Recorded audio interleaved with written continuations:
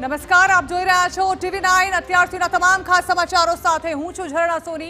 સમાચારોની શરૂઆત કરીએ। ડીજીપી વિકાસ સહાયને મળનારા એક્સટેન્શન લઈને સૂત્રોના હવાલેથી માહિતી મળી રહી છે કે ડીજીપી વિકાસ સહાયને એક્સટેન્શન મળી શકે છે અને આ અંગે સરકારે નિર્ણય કર્યો હોવાના સૂત્રોના આધારે માહિતી બહાર આવી રહી છે। 6 મહિના સુધીનું તેઓને એક્સટેન્શન આપવામાં આવી શકે છે। જો કે સૂત્રોના આધારે આ જાણકારી આપવામાં આવી રહી છે। આ પહેલા તેઓને 3 મહિનાનું એક્સટેન્શન આપવામાં આવશે તેવી અટકળો તેજ બની હતી। આ સાથે જ અન્ય કેટલાક આઈપીએસ અધિકારીઓના નામ પણ ડીજીપી તરીકે કતારમાં હોવાની શક્યતાઓ વ્યક્ત કરાઈ રહી હતી।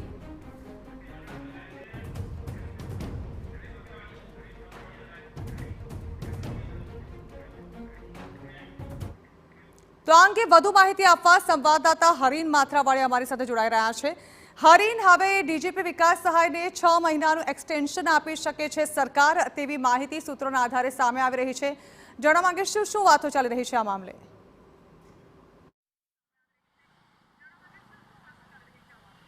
બિલકુલ, છેલ્લા ટૂંકા સમયની અંદર એવી આ પહેલી ઘટના છે કે એક તરફ ડીજીપી જે છે નિવૃત્ત થવાના છે, તેના વિદાય સમારંભની તૈયારીઓ છે તે શરૂ થઈ ચૂકી છે અને હવે તેમને એક્સટેન્શન છે તે મળવા જઈ રહ્યું છે। સૂત્રો પાસેથી જે માહિતી મળી રહી છે કે ડીજીપી વિકાસ સહાય છે તે ડીજીપી તરીકે યથાવત રહેશે। આગામી 6 મહિના સુધી છે તેમને એક્સટેન્શન મળી શકે છે। મહત્વનું છે કે અન્ય પણ જે આઈપીએસ અધિકારીઓ છે તે ડીજીપીની રેસમાં હતા। ઇન્ચાર્જ જે ડીજીપી તરીકે પણ નામ આવવાના હતા।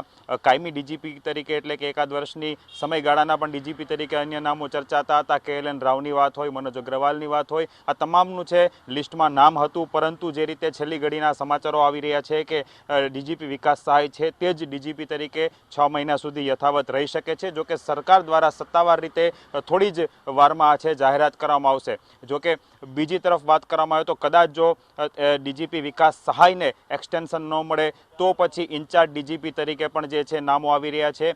તેમને પણ 3 મહિના સુધી ઇન્ચાર્જ ડીજીપી મનોજ અગ્રવાલનું પણ નામ આવી રહ્યું હતું। પરંતુ અત્યારે જે સૂત્રો પાસેથી માહિતી મળી રહી છે કે ડીજીપી વિકાસ સહાય છે તેમને 6 મહિના સુધીનું એક્સટેન્શન છે તે મળી શકે છે। તેમની જે છેલ્લા થોડા સમયની કામગીરી છે, જે ચંડોળા તળાવની વાત હોય, અન્ય અલગ અલગ રાજ્યોમાં ડિમોલેશનની કામગીરીની વાત હોય, આ તમામ જે અલગ અલગ ઘટનાઓ હતી તે જે એકદમ શાંતિપૂર્ણ રીતે અને સલામતી રીતે જે પૂરી કરી છે તેને લઈ અને કદાચ છે તેમને એક્સટેન્શન મળી શકે છે। એક એવી પણ વાત સામે આવી છે કે અમુક જે ઘટનાઓ બની હતી કે જેને લઈને સરકારનું નામ ખરાબ થયું હતું, તો આવી ઘટનાઓ 6 મહિના સુધીમાં ન બને તેની પણ સાવચેતી રાખવા માટે તેમને સૂચના આપવામાં આવી તેવી પણ એક વાત છે સૂત્રો પાસેથી સામે આવી રહી છે। જી હરીન, આભાર। તો 6 મહિના સુધીનું એક્સટેન્શન આપવામાં આવી શકે છે ડીજીપી વિકાસ સહાયને।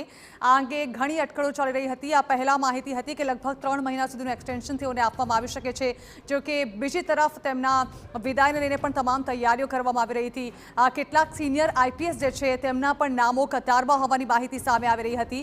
પરંતુ હવે એવું લાગી રહ્યું છે કે તેઓને 6 મહિનાનું એક્સટેન્શન આપવામાં આવી શકે છે। સામાન્ય રીતે જે ડીજીપીના નામની જાહેરાત કરવામાં આવતી છે તેમાં સિનિયર અધિકારીની પસંદગી કરવામાં આવતી હોય છે, ત્યારે આ સિનિયર અધિકારીઓમાંથી કોઈ એકનું નામ ઇન્ચાર્જ ડીજીપી તરીકે પણ સામે આવે તેવી પણ શક્યતાઓને ટાળી શકાય તેમ નથી। પરંતુ હાલ તો સૂત્રોના આધારે ડીજીપી વિકાસ સહાયને 6 મહિનાનું એક્સટેન્શન મળી રહ્યું છે તેવી માહિતી બહાર આવી છે।